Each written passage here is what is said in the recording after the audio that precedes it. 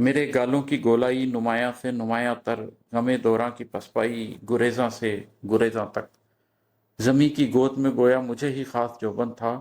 مقدر کے افق پر جس طرح ایک میں ہی روشن تھا۔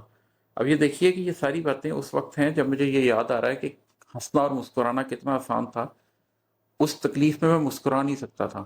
کیونکہ میرا آدھا چہرہ تو مسکرانے کے لیے تیار تھا، مگر باقی آدھے چہرے کے مسلز مسکرانے کے لیے تیار نہیں تھے۔ جو میں کہہ رہا ہوں کہ میرے دانتوں کی زیبائش نے کتنی ساعتیں پائیں، میں کھل کر اپنے دانتوں کو ایسے بھی نہیں کر سکتا تھا کہ جیسے میں مسکرا رہا ہوں، اس لیے کہ میرے یہ ایک طرف کے مکمل طور پہ دانت لٹک چکے تھے۔ کھلکھلا نہیں سکتا تھا، مطلب ہنسنے کی آواز نکالتا تھا تو ہنسنے کی آواز نہیں نکلتی تھی۔ گالوں کی گولائی کی بات ہو رہی ہے، ایک طرف سے چہرہ اتنا لٹک چکا تھا کہ یہاں پر آ چکا ہوا تھا۔ تو یہ ایک تکلیف تھی جو میں نے محسوس کی اور پھر میں نے اس کو لکھا، مگر بس ایک لمحے میں، مگر بس ایک ساعت میں، مگر بس ایک لمحے میں، مگر بس ایک ساعت میں، سفر یوں رخ بدلتا ہے کہ منظر اور پس منظر بدل جاتے ہیں یکدم ہی۔ ہوا میں تیرتا پھرتا ہوا انسان ایک لحظہ میں اپنے جسم کے زندان میں جب قید ہو جاتا ہے تو محسوس کرتا ہے کہ مہلت کس کو کہتے ہیں، فراغت کس کو کہتے ہیں۔ اس وقت مجھے لگنے لگ گیا تھا کہ جس میں قفس ہے، جس کے اندر میں قید ہوں، کیونکہ ہل تو ہو سکتا نہیں ہے، جسم کا وہ حصہ مفلوج ہو چکا ہے۔ میری آنکھوں سے مسلسل آنسو رواں ہیں کیونکہ آنکھ جھپک نہیں سکتا، اور آپ کو لگتا ہے کہ میں قید ہوں۔ بدن، انسان کا اپنا بدن کیسے قفس بنتا ہے، کیسے آدمی اغراض و بے غرضی کے مابین ڈوب جاتا ہے۔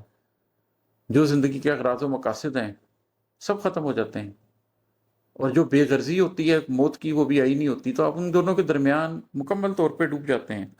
مقدر دسترس اور وقت کے اندھے سفر میں خود سے خود کا ساتھ کیسے ٹوٹ جاتا ہے، تب آپ کو احساس ہوتا ہے کہ مقدر ہے کیا، میں تقدیر سے نہیں لڑ سکتا۔ دسترس کیا ہے کہ میرا ایک طرف کا چہرہ میری دسترس میں اور دوسری طرف کا چہرہ میری دسترس میں نہیں ہے۔ اور وقت کا اندھا سفر کیا ہے کہ 5 منٹ پہلے میں کسی اور طرح تھا اور 5 منٹ بعد میں کسی اور طرح ہو گیا۔ خیر، بدن، انسان کا اپنا بدن کیسے قفس بنتا ہے، کیسے آدمی اغراض و بے غرضی کے مابین ڈوب جاتا ہے، مقدر دسترس اور وقت کے اندھے سفر میں خود سے خود کا ساتھ کیسے چھوٹ جاتا ہے۔ بدن مفلوج ہو جاتا ہے تب احساس ہوتا ہے کہ فرصت ایک موقع تھا، فراغت ایک موقع تھا، بدن مٹی کی ڈھیری میں بدل جانے سے پہلے روح کو آباد کرنے کا، خس و خاشاک ہو جانے سے پہلے آخرت کو یاد کرنے کا، غم ہستی میں ضم ہونے، گلے کردار نم ہونے،